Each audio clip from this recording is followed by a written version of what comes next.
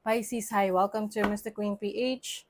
At ito ang inyong weekly reading for July 8 to 14, 2024. So if you are interested in private readings, meron tayong link sa description at sa pinned comment. Pakicheck nyo na lang yung information kung paano mag-book for a private reading. So let's see, Pisces. Your overall energy, the Fool. May excitement dito sa inyo ngayong week na to. You are taking a risk. There can be a new beginning. May mga susubukan ka ngayong bago. You've never done before. Can be anything. Can be sa trabaho, career, or pagta-travel. Kumbaga, wala ka masyadong iniisip dito kung ano yung magiging resulta niya. Basta ang gusto mo lang masubukan. So, your challenge is the Three of Cups. So, maaaring may mga celebrations kayo ngayong week na to or events na pwedeng ma-delay or ma-reschedule. So, example, magkikita kayo ng mga kaibigan mo or merong special event na madi-delay or ma-reschedule. Some of you pwede magkaroon ng misunderstanding sa pagkakaibigan. Okay, your opportunity is the King of Coins, which is financial stability. I think mas ito yung binibigyan mo ng attention, ng focus ngayong week na to, yung iyong kaperahan. Your blessing is the Ace of Coins. Oh. So talagang kung ano man tong new beginning sa inyo, especially related sa trabaho, career, business, I feel like you have the opportunity to grow this, no? So, maging maunlad to, na ikaw mismo yung parang to be the expert in this field, in this area. What is the Fool? What is the Fool? Seven of Coins. Okay.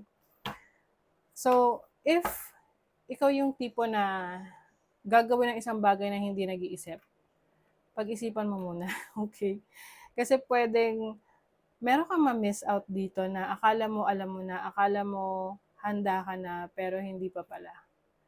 You need more patience in this venture, in this business, in this career, in this new project. But it doesn't mean na wag mo nang gawin, no? Ang sinasabi lang dito is you have to be prepared. Okay? You have to know the ins and outs, no? Yung pros and cons. And syempre, patience. Mahirap yung susugod ka sa labanan ng bugso ng damdamin lang. 'Di ba? Kailangan strategic ka, pinaghandaan mo. So, what is the Three of Cups? The Wheel of Fortune. Oh, ayun na nga. Maaring may disagreement sa kaibigan, yung mga plans na gusto mong i-pursue or gawin. Minsan kasi pag sobra tayong excited, no, parang minsan na-jinx, no, yung lalo kang binibitin. 'Di ba may ganon? Example, yung halimbawa maglalabas ka ng sasakyan, no? Hinihintay mo na, tapos biglang oops, may kailangan pa palang papers. Tapos pag napasa mo na yung papers, sobrang excited ka kasi makukuha mo na yung sasakyan mo, tapos parang meron na namang kulang. Alam mo yun? So, yeah, chill lang. Chill ka lang. Let's see, what is your opportunity? The Queen of Wands. Oh. I think, i-showcase mo ang talents and skills mo ngayong week na to. Kung saan ka magaling, kung saan ka expert. Your blessing is the Temperance. Yes, I think yung paghihintay mo, worth it yan. Ano man tong hinihintay mo? Naghihintay ka ng promotion, naghihintay ka ng reply galing sa ina-applyan mo, naghihintay ka ng loan mo. Oo, eventually, makukuha mo pa rin sa tamang panahon. Ayan, na kung saan talagang timing na timing para sa'yo. Let's see what else. Pisces. You have Saturn in Leo in the 5th house. Okay. Some of you, maaring you will be helping others, no? Maaring meron kang mga isi-share na knowledge or skill set mo sa iba para makatulong sa kanila. Kasi you are someone who's very, skilled, no? Marami kang talents, artistic ka pa, tapos, kumbaga, you're very creative, so, kaya marami ring mga taong gustong mapalapit sa'yo dahil gusto nilang matuto, no? Oh, ito na yung excitement, oh. Mercury and Gemini in the 3rd house. And then, quarrel. Mars in Cancer in the 4th house.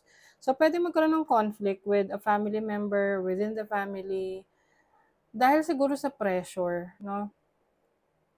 Maaari kasing meron kang, yun nga, susubukan para hindi mo pinag-isipan, tapos maaring yung decision mo na yon makaka-apekto sa relationship mo sa family members. Para magsasabi sila na bakit ginawa mo yun, bakit hindi ka man lang nang humingi ng advice sa akin, ganyan, sabi ng family member mo. You have coffin, naku. There is like an ending or a loss. Kaya nga ba, ito ay isang babala sa inyo na huwag magmadali. Baka kasi, the more na nagmamadali ka, the more na may mawawala sa'yo. Example, nag-igib ka ng tubig, pinuno mo.